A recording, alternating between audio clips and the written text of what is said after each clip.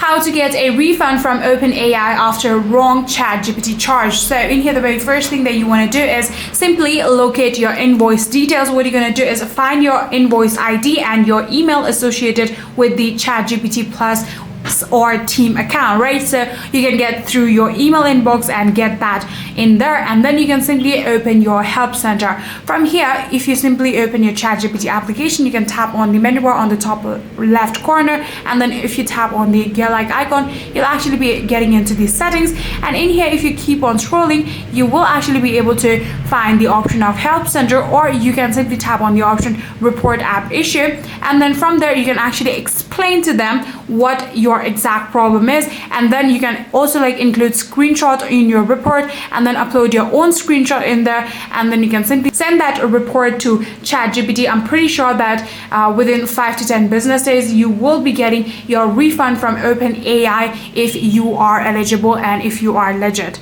So yeah, that is it. If you guys do have any further queries, then please let me know in the comment section down below.